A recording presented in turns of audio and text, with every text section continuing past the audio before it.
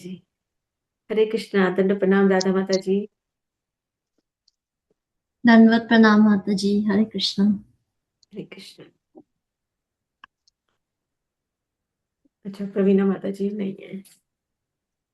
ठीक है। ओम नमो भगवते वासुदेवाय। ओम नमो भगवते वासुदेवाय। ओम नमो भगवते वासुदेवाय। नारायणं नमस्कृत्य नरं चैव नरोत्तमं देवीं सरस्वतीं व्यासं ततो जयमुदीरये। नष्टप्रावेष्वभद्रेषु नित्यं भागवत सेवया भगवत उत्तम श्लोके भक्तिर्भवति नैष्टिकी।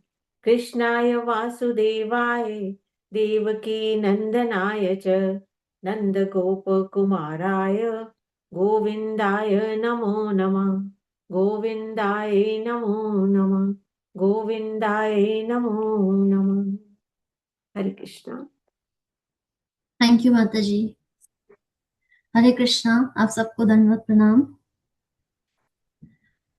तो हम 15th चैप्टर कंटिन्यू करेंगे एंड इसमें महाराज युधिष्ठिर और अर्जुन की बात चल रही है। और अभी तक अर्जुन ने अपनी बहुत सारे एक्सपीरियंसेस शेयर करे हैं, जहाँ जहाँ पे भगवान कृष्ण ने उनकी सहायता करी थी। और उसके बाद उन्होंने उनको बताया है कि जब वो द्वारका से लौट रहे थे तो वो कैसे कृष्ण की जो पत्नियां थी उनको बचा नहीं पाए, और कैसे अब उनकी विभूतियां जो हैं वो खत्म हो गई हैं।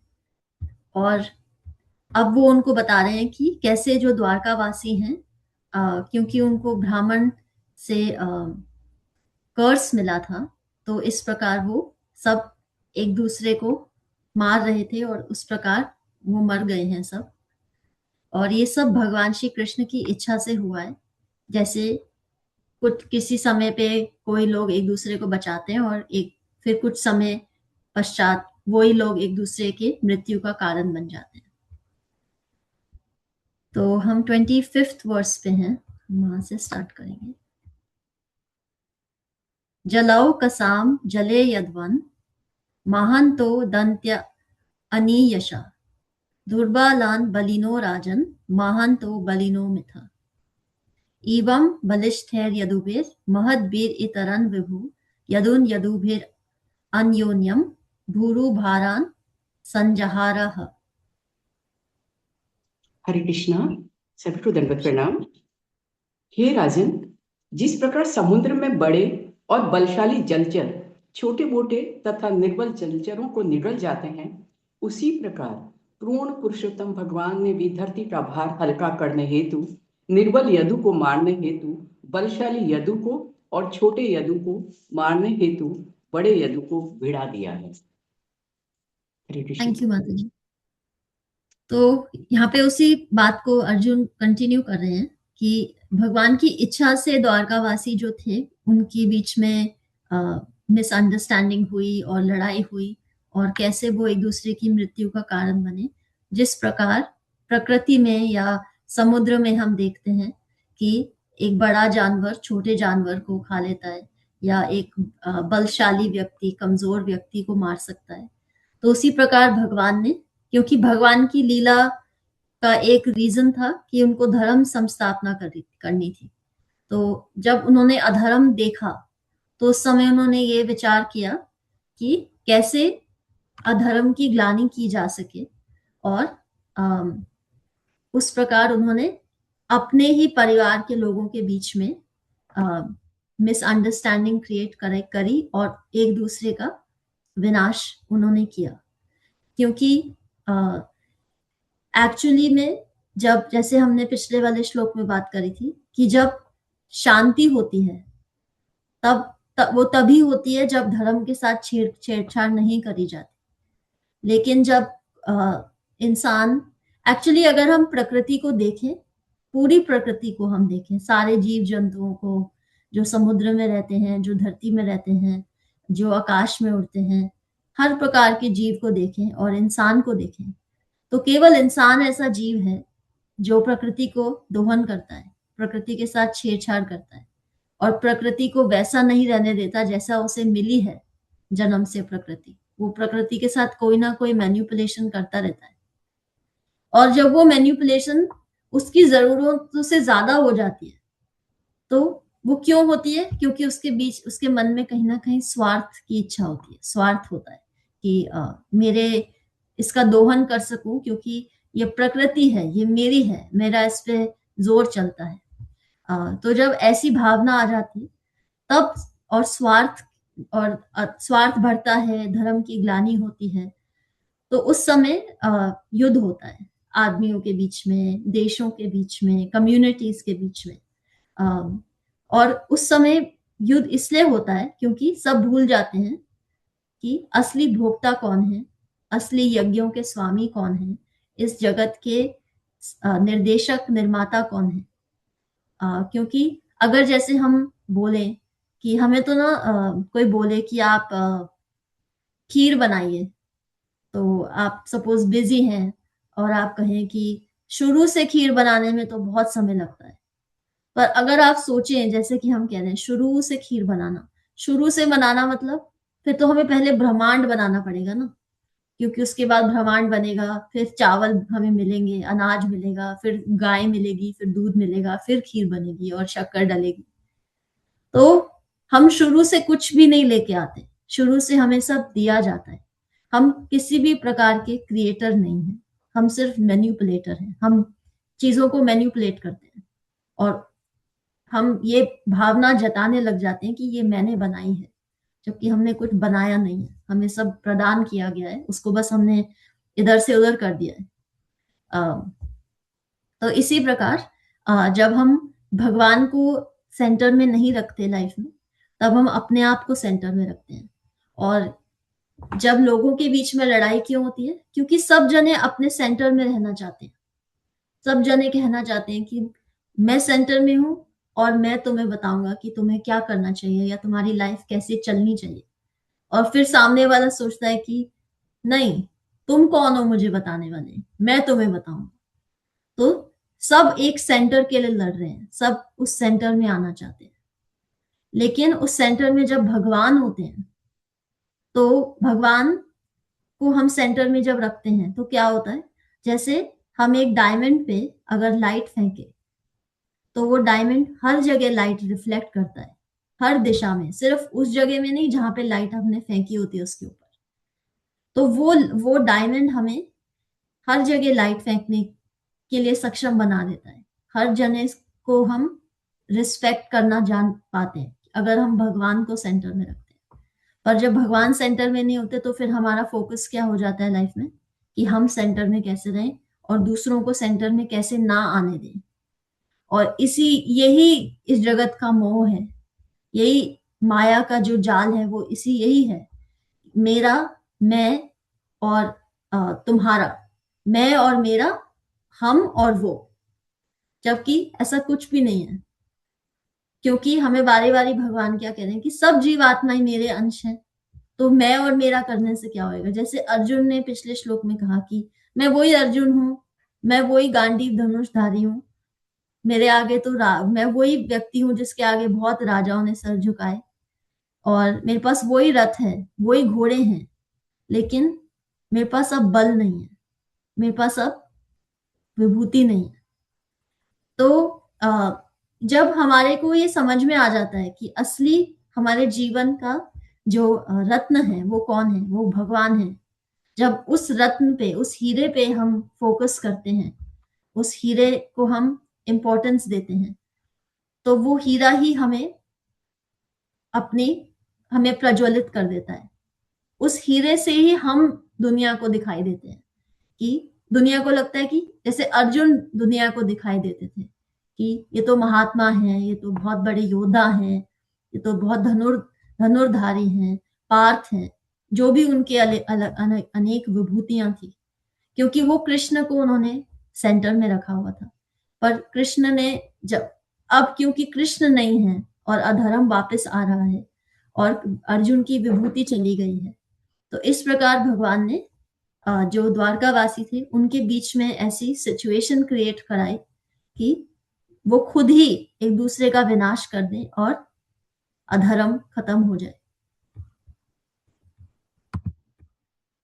27 देशा कालार्थ युक्तानि ऋतापो पशमानि च हरन्ति स्मरतश्चित्तम गोविंद विहितानि में।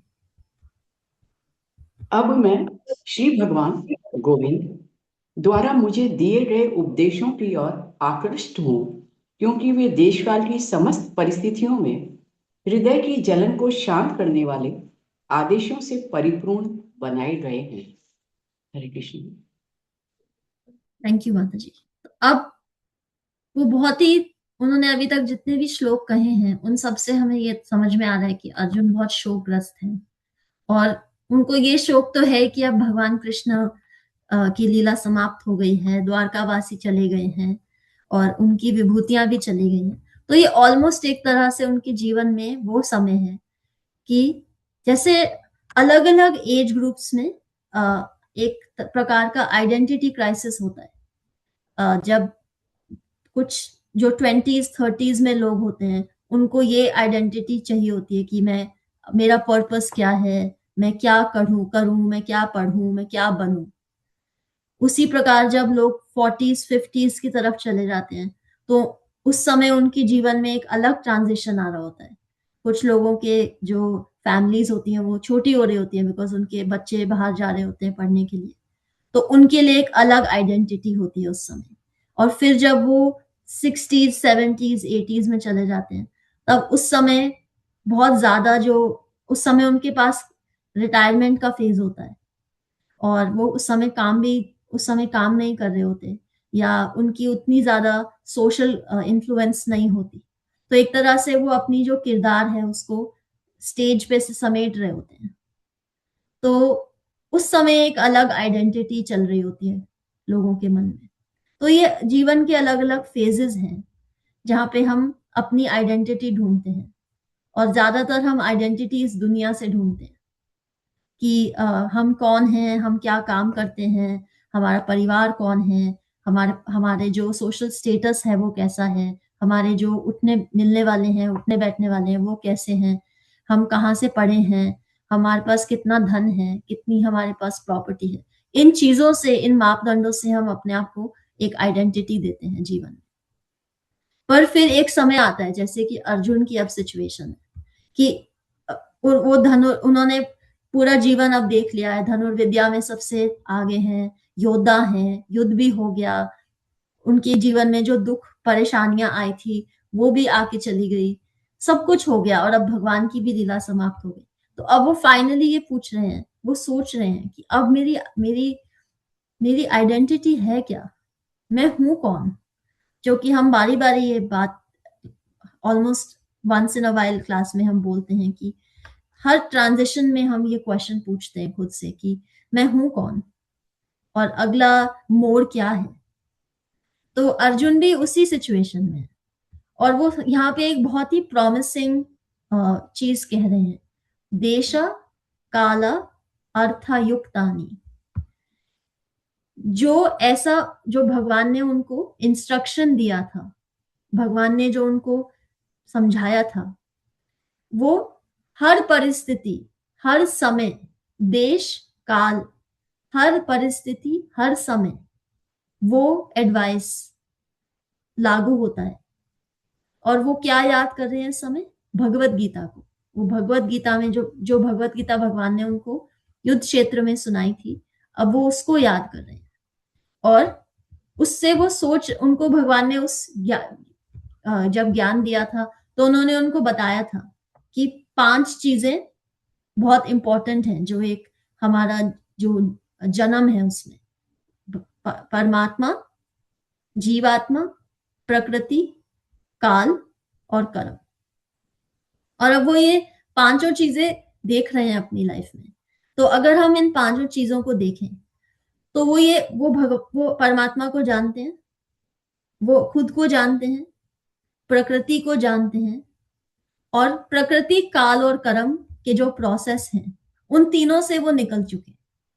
जो उनकी लाइफ में क्राइसिस आए, युद्ध हुआ, फैमिली बनी, बेसिकली वो अपनी पूरी लाइफ यहाँ पे देख चुके हैं। तो इस समय उनको पता है, जैसे कि भगवत गीता में उन्हें भगवान लास्ट में क्या कहते हैं, मन मना भव मद भक्तो मद्याजी माम नमस्कुरु, कि जब भी तुम्हें ये आइडेंटिटी नहीं समझ में आ रही हो कि तुम कौन हो, या किसी मोड़ पे हो, या किसी ट्रांजिशन में हो, तो मन मना भव मद भक्तो मद्याजी माम नमस्कुरु, अपना मन मुझ में लगाओ, अपने भाव मुझ में लगाओ, अपनी आइडेंटिटी मुझ में ढूंढो, दुनिया में मत ढूंढो, इंस्टाग्राम पे मत ढूंढो कि तुम कौन हो। क्योंकि जब जब तुम अपनी आइडेंटिटी मेरे में ढूंढोगे और मेरे स्मरण में रहोगे, तो तुम उस परिस्थिति पे उस परिस्थिति को खुद पे हावी नहीं होने दोगे। जब जब तुम मेरे बारे में ना सोच के प्रकृति, काल या कर्म पे चिंतन करोगे, जब हम अपने पास्ट या प्रेजेंट या फ्यूचर की चिंता करते हैं, तो क्या हम भगवान के चिंतन कर सकते हैं? अगर हम अपनी पास्ट, प्रेजेंट या फ्यूचर के बारे में सोचें, तो हम या तो उसके बारे में सोच सकते हैं, और पास्ट, प्रेजेंट और फ्यूचर एक्चुअली है क्या? प्रकृति, काल और कर्म, यही तो है। और एक तरफ ये है, एक तरफ भगवान है, और बीच में जीवात्मा है।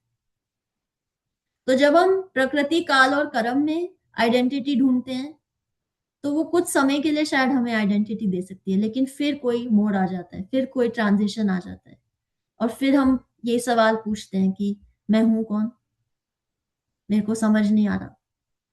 तो जब भगवत गीता शुरुआत होती है, तब भी अर्जुन को आइडेंटिटी क्राइसिस हो रहा होता है, क्योंकि पहले उनको लग रहा होता है कि मैं योद्धा हूं, मैं पार्थ हूं, मैं धनुर्धर अर्जुन हूं।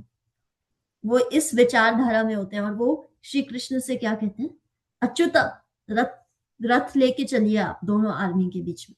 जैसे आप में से कुछ लोग देखते होंगे अपने आसपास, हम कहते हैं ड्राइवर गाड़ी निकालो, उस प्रकार श्री कृष्ण से कहते हैं अच्युता, मेरा रथ दोनों आर्मीज के बीच में लेके चलो आप।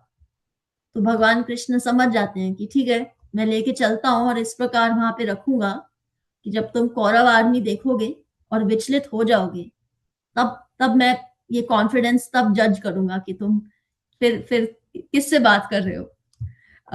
तो वो ले जाते हैं, और जैसे ही वो कौरव आर्मी देखते हैं, वो तो उनकी पूरा जो विषाद योगा है, अर्जुन विषाद योगा, पहला जो अध्याय है भगवत गीता का, उस श्लोक के बाद देखने वाली अर्जुन के जो भाव बदलते हैं, जैसे कोई, जैसे कहते हैं ना फिल्म का क्लाइमैक्स, वो हो जाता है वहां पे, कि वही अर्जुन जो अभी भगवान को ऐसे निर्देश दे रहे थे कि मुझे चलिए लेके आप, वही कहते हैं कि आप मेरे को ये कह रहे हैं कि मैं अपने परिवार जनों को मारूं, अपने टीचर्स को, अपने ग्रैंडफादर्स को, अपने भाइयों को, अपने जो मेरे सन इन लॉज हैं उनसे लड़ूं?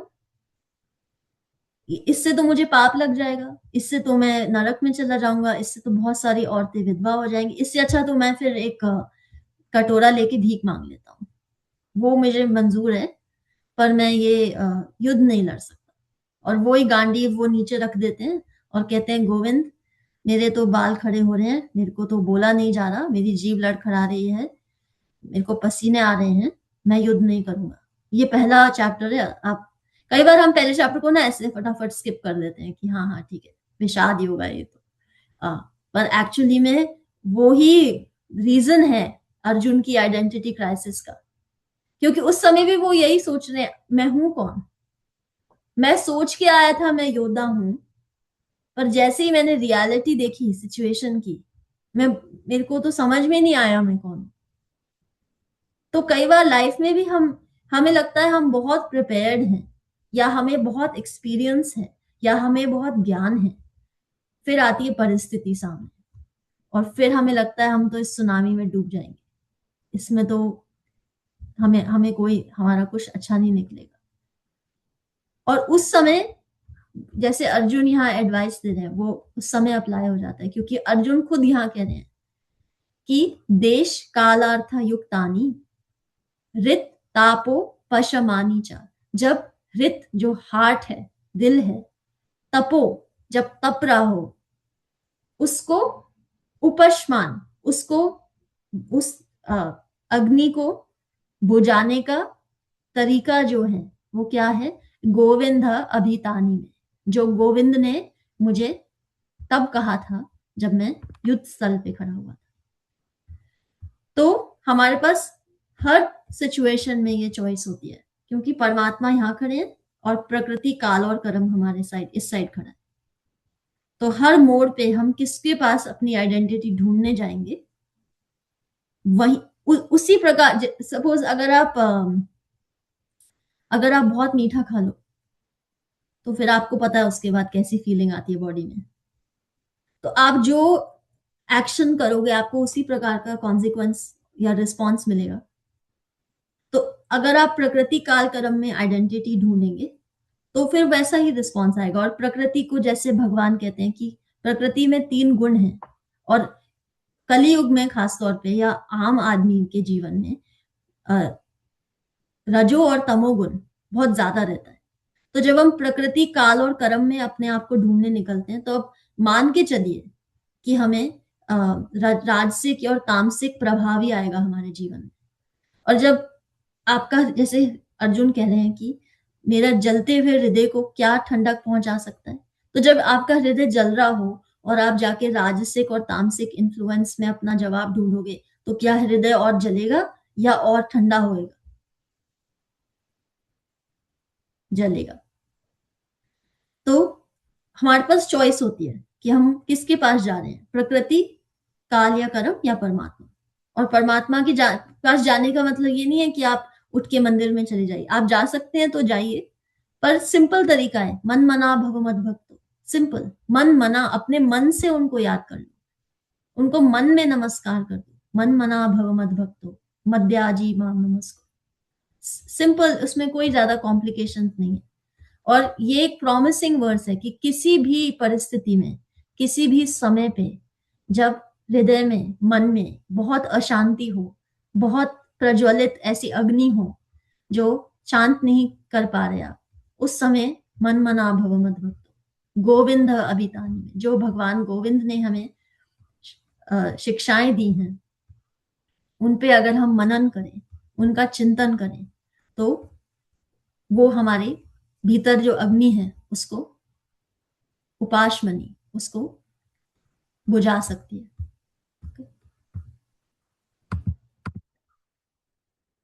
सूत वाचा 28। एवं चिंतयतो जिष्णो कृष्णापाद सरोरुहम सौरादेना तिगाढ़ेन शांता सिद्ध विमलामति।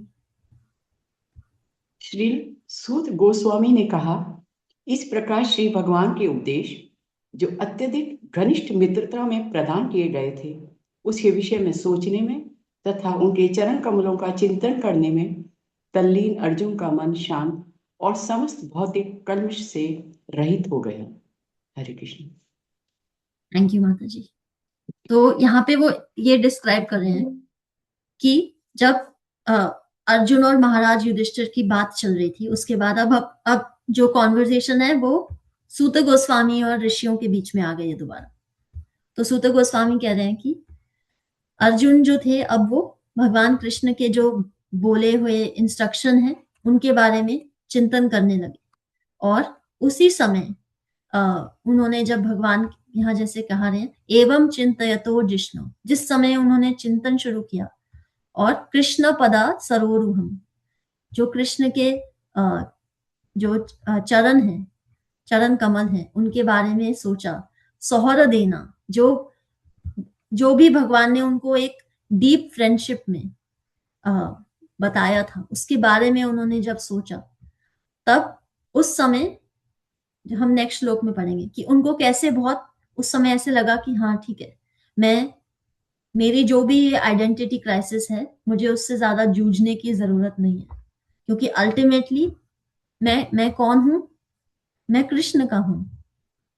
मैं ना तो अर्जुन हूं, मैं ना तो कोई कई बार हम सोचते हैं कि कई बार जैसे हम कोई बहुत पॉजिटिव चीज कर रहे हो लाइफ में, तो हमें लगता है कि सपोज आप कई बार एक टेंडेंसी होती है, अगर हम कोई बहुत पॉजिटिव चीज कर रहे हो या किसी की लाइफ में बहुत इम्पैक्ट कर रहे हो, तो हम उस आइडेंटिटी को अपने आप मान लेते हैं कि हम तो बहुत अच्छा कर रहे हैं जीवन में, या हम किसी के लाइफ में बहुत अच्छे चेंजेस ला रहे हैं, पर हम कंट्रीब्यूट कर रहे हैं, हम वो आइडेंटिटी नहीं है।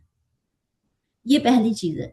और दूसरी चीज, अगर हमारे से कुछ गलत हो जाता है तो फिर हम उस आइडेंटिटी को भी सोचने लग जाते हैं कि मैं तो यही हूं, मेरे से तो ये गलती हो गई, मैं तो ये भूल ही हूं, अब मैं इस भूल से ही मेरा आने वाला जो जीवन है उससे मैं इसी से डिफाइन हो गई। तो कई बार हम अच्छे या बुरे को अपना खुद मान लेते हैं कि हम खुद हैं।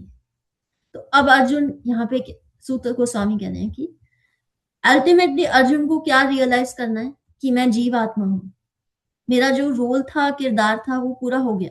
उसमें अच्छा क्या था और बुरा क्या था अब उसका चिंतन करने का कोई समय नहीं है, क्योंकि फिर उसका मतलब क्या होगा, हम प्रकृति काल और कर्म के बारे, अब वो अपने पास्ट को सोचने लग जाए कि 12 साल हम वनवास में रहे, 13वें साल में फिर ऐसा हुआ, फिर मेरे भाई मेरी पत्नी के साथ इतना अन्याय हुआ। अगर वो ये सब सोचेंगे तो वो अपनी जो बुरे समय है उसके बारे में चिंतन कर रहे हैं। अब वो ये सोचने लग जाएं कि मैंने तो इतने सारे सैनिकों को मार दिया और हमें राज्य मिल गया और हमने बड़ी सुख समृद्धि से राज्य किया, तो वो भी अपने आप में एक डिस्ट्रैक्शन है, क्योंकि वो भी प्रकृति काल कर्म के अंडर आ रहा है। तो ये दोनों एक तरह से अच्छा, जिसको हम अच्छा मान लेते हैं या जिसको हम बुरा मान लेते हैं, वो दोनों ही डिस्ट्रैक्शन होते हैं, वो दोनों ही हम नहीं है। वो हमारे एक्सपीरियंस हैं, इस किरदार के एक्सपीरियंस हैं, वो हम नहीं है।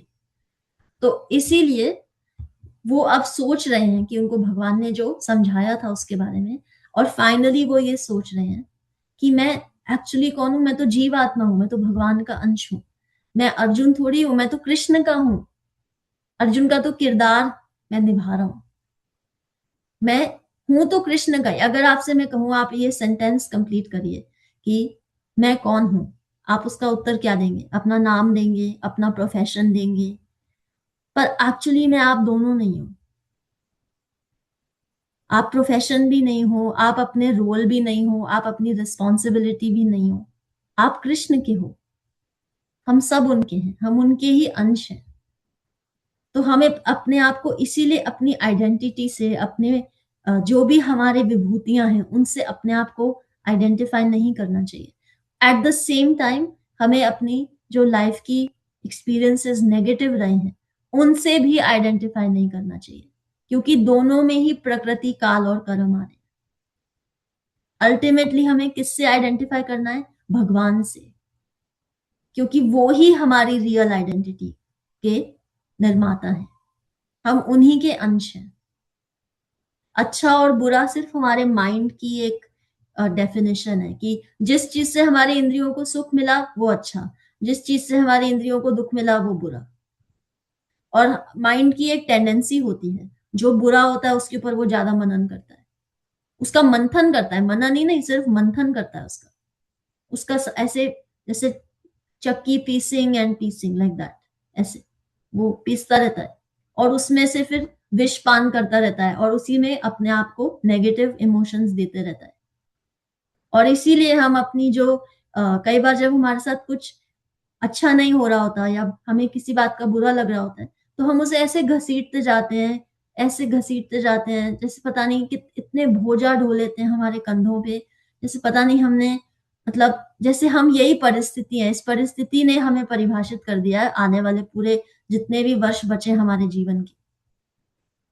इसीलिए प्रकृति काल और कर्म से थोड़ा सा डिस्टेंस बना के चलना चाहिए, क्योंकि वो हमारे कंट्रोल में नहीं है। हमारे कंट्रोल में सिर्फ एक चीज है, हमारी जब जब भी हमारे को ये अपॉर्चुनिटी मिले कि हमें कोई चॉइस करनी है, तो उसमें हम अपने आप को प्राथमिकता दे रहे हैं या परमात्मा को, बस ये हमारे चॉइस में होता है। और जब हम परमात्मा को प्राथमिकता दे देते हैं तो अल्टीमेटली हम फिर किसको चॉइस कर रहे हैं? परमात्मा को। हम प्रकृति काल कर्म को नहीं कर रहे। तो फिर हम उन, जैसे भगवान कहते हैं कि जब जो मेरे को शरणागत हो जाता है वो दैवी शक्ति के अंदर आ जाता है। तो जब दैवी शक्ति होती है तो माया का प्रभाव नहीं होता, और जब दैवी शक्ति का प्रभाव नहीं होता तो माया का प्रभाव होता है। इट्स सिंपल, इतनी सिंपल सी बात है ये। तो अब अर्जुन जो है वो भगवान की जो इंस्ट्रक्शंस हैं उनके बारे में सोच रहे हैं। 29 वासुदेव अंग्रि अनुध्यान परिब्रह्मितरमहसा भक्त्या निर्मातिता शेषा काषायाधीशनो अर्जुन। अर्जुन द्वारा भगवान श्री कृष्ण के चरण कमलों का निरंतर स्मरण किए जाने से उसकी भक्ति तेजी से बढ़ गई, जिसके फलस्वरूप उसके विचारों का समस्त मैल दूर हो गया। हरे कृष्ण। तो जो ये मन का मंथन होता है, इसमें जैसे कि हमने बात करी, इसमें राजसिक और तामसिक जो इन्फ्लुएंस होती है बहुत ज्यादा होती है। और जितना हम राजसिक और तामसिक इन्फ्लुएंस में डूबते जाते हैं उतना ही हम भगवान से विमुख होते जाते हैं। क्योंकि तामसिक जो प्रकृति है वो क्या है और राजसिक प्रकृति क्या है? मैं करता हूँ, मैं बता रहा हूँ क्या होता है, मैं चला रहा हूँ, मेरे हाथ में रिमोट कंट्रोल है। तो जब जितना हम राजसिक और तामसिक अवस्था में चले जाते हैं उतना ही हमारा मन मंथन करता है और जहर उगलता है और हमें परमात्मा से विमुख करता है। तो यहाँ पे सेम चीज अर्जुन, जैसे जैसे वो कह रहे हैं वासुदेवा अंग्री, अंग्री जो शब्द होता है वो चरणों के लिए होता है। तो जब उन्होंने वसुदेव जो भगवान कृष्ण है उनके चरणों का ध्यान किया, अनुध्याना बिना रुके ध्यान किया, और जैसे जैसे उनका ध्यान बढ़ता रहा तो उनको ये काशयाधीशनो अर्जुन, जो भी उनके अंदर जो मैल थी, जो भी प्रकृति के 3 गुणों का प्रभाव था, वो उससे वो ऊपर उठ गए और उनको अंडरस्टैंडिंग क्या मिली कि मैं तो जीव आत्मा हूं, मैं किस चीज का मनन कर रहा हूं, मेरी आइडेंटिटी तो भगवान में है। और अल्टीमेटली जब भगवान ने उनको, जब गीता स्टार्ट होती है तो उनको आइडेंटिटी क्राइसिस होता है। गीता के बीच में जब वो भगवान विराट रूप दिखाते हैं तो भगवान कहते हैं कि तुम केवल मेरे निमित्त हो, तुम उठ के युद्ध लड़ो, मैं सबको मार चुका हूं, तुम सिर्फ युद्ध लड़ो। तो उनको ये रियलाइज हो जाता है कि ओ, मैं जितना अपने कंधों पे ये बर्डन ले रहा हूँ कि मेरे को सबको मारना है, ये तो मेरे हैं, ये वो सब एक्चुअली है ही नहीं, मुझे तो सिर्फ उठना है और लड़ना है। और उसके बाद लास्ट में भगवान ये थोड़ी कहते हैं कि अब मैंने तुम्हें इतना सारा ज्ञान दिया है, कम से कम 550 श्लोक बोले हैं, अब उठो और मेरे फॉर्मेलिटी से लड़ो, चलो। भगवान उनसे क्या कहते हैं कि अर्जुन, जो भी मैंने आपको ज्ञान दिया है क्या आपको वो समझ में आया? वो ये नहीं कहते अब ये सब ज्ञान दे दिया है, उठ के लड़िए, चलिए उठिए, ऐसे नहीं। वो उनसे बहुत यही बोलते हैं कि आपको जो भी मैंने ज्ञान दिया उससे तुम्हारा जो मोह था वो भंग हुआ। और अर्जुन क्या बोलते हैं कि हाँ, आप जैसा कहेंगे मैं वैसा करूंगा, क्योंकि उनको ये रियलाइज हो जाता है कि मैं अर्जुन नहीं हूं, मैं आत्मा हूं। अब वो सेम चीज उनको यहाँ रियलाइज हो रही है कि मैं एक्चुअली में मैं क्या सोच रहा हूँ, ये सेम प्रॉब्लम मुझे पहले हुई थी, ये सेम प्रॉब्लम मुझे अब हो रही है। तो मैं तो जीव आत्मा हूं, मैं तो निमित्त हूं भगवान का, मैं कोई कर्ता थोड़ी हूं। और मैं अगर जितना अपने प्रकृति काल कर्म के बारे में सोचूंगा मैं उतना ही सोचूंगा कि मैं करता हूं, पर मैं करता नहीं हूं। और इस प्रकार उनका जो, जैसे कि यहाँ कहा जा रहा है, काषायाधीशनो अर्जुन, उनके मन में जो भी उस समय व्यथा थी, जो भी मैल थी, वो सब शांत हो गई। और नेक्स्ट श्लोक हम पढ़ते हैं, 30th वर्स। गीतम भगवता ज्ञानम यत्तत् संग्राम मूर्धनि काला कर्मा तमोरुद्धम पुनरअध्यागमत प्रभु। श्री भगवान की लीलाओं तथा कार्यकलापों के कारण तथा उनकी अनुपस्थिति में ऐसा लगा कि अर्जुन श्री भगवान द्वारा दिए गए उपदेशों को भूल गया हो, लेकिन वास्तव में बात ऐसी न थी, वह पुनः अपनी इंद्रियों का स्वामी बन गया। हरे कृष्ण। थैंक यू माता जी।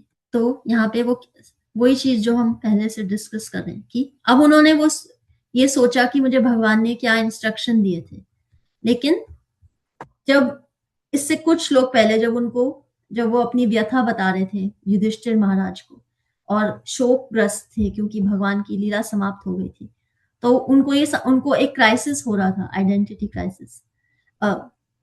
और ऑफ कोर्स भागवतम में आइडेंटिटी क्राइसिस को जैसे एक श्लोक मिलता है, हम उस पर डिस्कस करते हैं और फिर हम नेक्स्ट श्लोक पे चले जाते हैं। रियल लाइफ में अक्सर वो आइडेंटिटी क्राइसिस एक श्लोक जितना नहीं होता, कई बार वो कुछ दिनों का होता है, कुछ महीनों का होता है, कई बार कुछ साल भी लग जाते हैं। इसीलिए जितना हम भगवान खुद से जुड़ते हैं उतना हमें बल मिलता है कि वो जो आइडेंटिटी क्राइसिस की अवधि है वो छोटी हो जाए, क्योंकि हमारा जीवन को हम एक श्लोक में नहीं डिस्क्राइब कर सकते, राइट? ये ग्रंथ नहीं है। अब हमारा जीवन अपने आप में एक ग्रंथ है, हमारी भागवतम है, जैसे हम बारी बारी बोलते हैं, हमारी खुद की भागवतम है।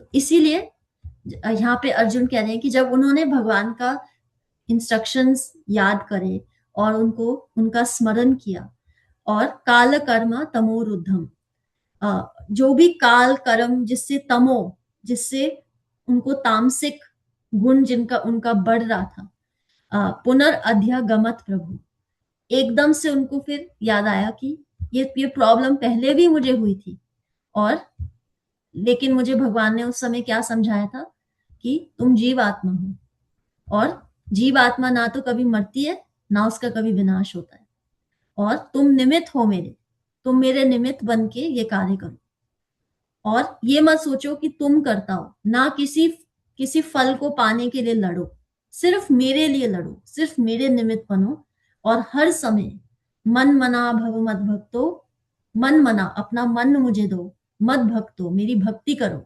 मद याजी माम नमस्कुरु मेरी पूजा करो और मुझे नमस्कार करो, मामे वैश्यसी सत्यम ते प्रति जाने प्रियोसी में तुम मेरे सबसे प्रिय हो, और मैं तुम्हें ये वचन देता हूं कि मैं तुम्हें अपने पास बुलाऊंगा वापस, तुम बस अपनी स्मृति, अपने मनन को मुझ में लगाओ, अपनी भक्ति मुझे दो, अपना प्रेम मुझे दो और मुझे नमस्कार करो।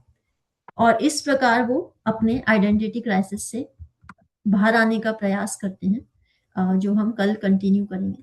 सो थैंक यू तारा माता जी। हरे कृष्णा, आप सबको धन्यवाद प्रणाम। Any questions? हरे कृष्णा माता जी। ये आज ये सूत वाच जो लिखा है, तो श्री सूत क्यों लिखा है? श्री सूत गोस्वामी जैसे है, तो जी सूत कौन सा वर्ष है माता जी? जी 28वां जो श्लोक है जिसमें जी श्री गोस्वामी ने कहा, तो सूत गोस्वामी है क्या? सूत मतलब यहाँ हाँ, वैसे उनका नाम नाम। जी बोलिए।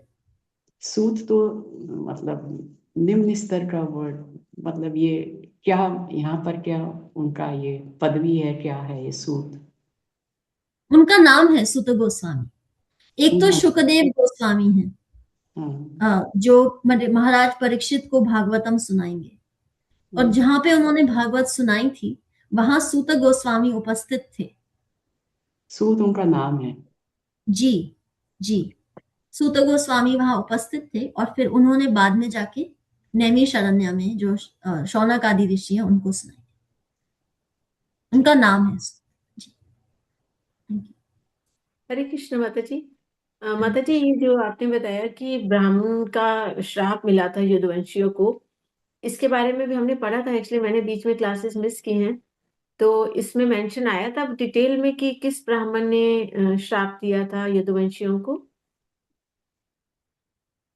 आई थिंक उस समय विश्वामित्र और कण्वा, मेरे को जहां तक याद है, क्योंकि उनके आई थिंक जो संबा होते हैं, जो कृष्ण के एक पुत्र होते हैं, वो ये प्रिटेंड ऐसे मजाक मजाक में वो क्या करते हैं, वो ऐसे ड्रेसअप हो जाते हैं जैसे कि वो गर्भवती महिला हो, लेकिन वो तो पुरुष हैं, और वो ऋषियों से जाके ऐसे मजाक करते हैं कि आप बताइए कि लड़का होगा कि लड़की।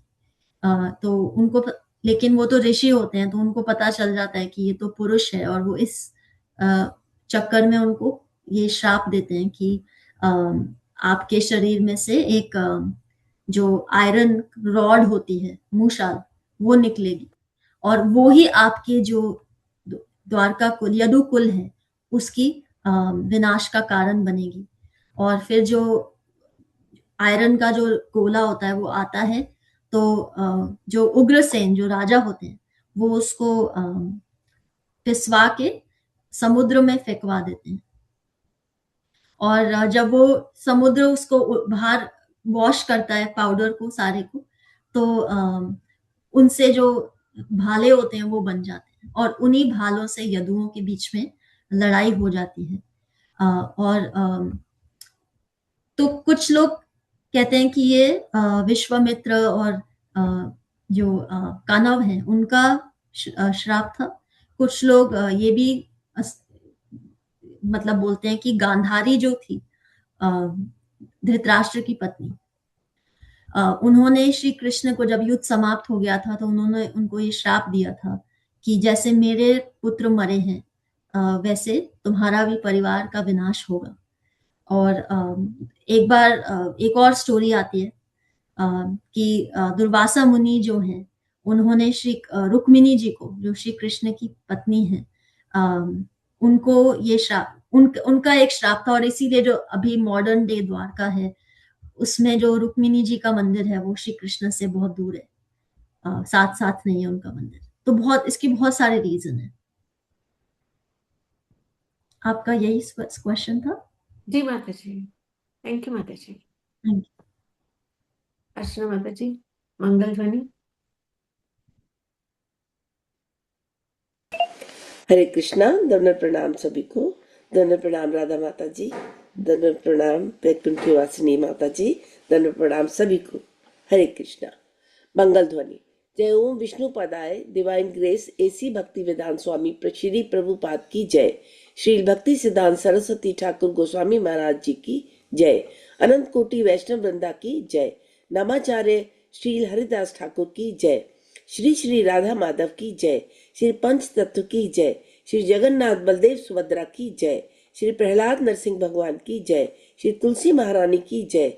श्री पतित पावन गौर निताई की जय। श्री गौर निताई प्रेमानंद हरि हरि बोल। All glories to assemble devotees Hari Hari बोल। एकत्रित भक्तों की जय हरि हरि बोल।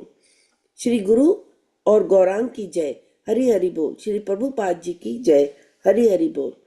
प्रेम से कहो श्री कृष्ण चैतन्य प्रभु नित्यानंद श्री अद्वैत गदाधर शिवासादि और भक्त वृंदा की जय।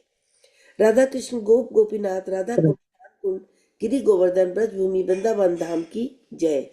चंद्रोदय मायापुर नवदीप धाम की जय। गंगा मई यमुना मई की जय। राम सीता लक्ष्मण हनुमान की जय। ट्रांसजेंडर बुक डिस्ट्रीब्यूशन की जय। महाप्रसादम की जय। हरिनाम संकीर्तन की जय। वांछा कल्पतरु भयश्च कृपा सिंधु भयश्च पतितानां पावनेभ्यो वैष्णवेभ्यो नमो नमः। हरे कृष्णा। दंडवत प्रणाम सभी को। Thank you Krishna. Thank you everybody.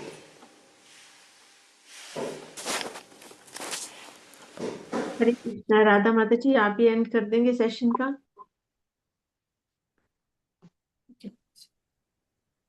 Hare Krishna. आप सबको धन्यवाद प्रणाम। आपके सहयोग और आपके आशीर्वाद से आज का सेशन बहुत अच्छे से संपन्न हुआ। हम 1 राउंड ऑफ चैंटिंग करेंगे विनी माता जी के लिए, उनके सेफ ट्रैवल्स के लिए। हरे Krishna Krishna Krishna Hare Hare, Hare Ram Ram Ram Hare Hare. 1 round of chanting करेंगे हम सबके लिए कि हम भगवान की भक्ति में बहुत ही पेशेंस से, बहुत ही डिटर्मिनेशन से हम पढ़ते रहें आगे। हरे कृष्णा कृष्णा कृष्णा हरे हरे, हरे राम राम राम हरे हरे। हम 1 राउंड ऑफ चैंटिंग करेंगे हमारे ब्रदर्स और सिस्टर्स के लिए जो भक्ति योग के पथ पे अभी नहीं है। भगवान उनको शीघ्र भक्ति योग पे लाने के बहुत अवसर प्राप्त कराएं। हरे कृष्णा कृष्णा कृष्णा हरे हरे, हरे राम राम राम हरे। Thank you. कोई स्पेशल ओकेजन्स या celebrations? Okay, thank Hare you. Krishna माता जी। माता जी, मेरे फादर के लिए थोड़ी प्रार्थना कीजिए सब। इस टाइम वो कष्ट पा रहे हैं, परेशान है वो, तो उनके लिए हम 1 प्रार्थना। राउंड करेंगे संध्या माता जी के फादर के लिए। भगवान और भक्तों की प्रार्थनाओं से उनके जो कष्ट हैं वो भगवान दूर करें और उनको बहुत इस समय हिम्मत और अच्छा स्वास्थ्य प्राप्त कराएं। हरे कृष्णा कृष्णा कृष्णा हरे हरे, हरे राम राम राम हरे। थैंक यू माता जी। कृष्णा मतिर अस्तु। भगवान कृष्ण आप सबके स्मरण में रहें और हम कल मिलेंगे। Thank you.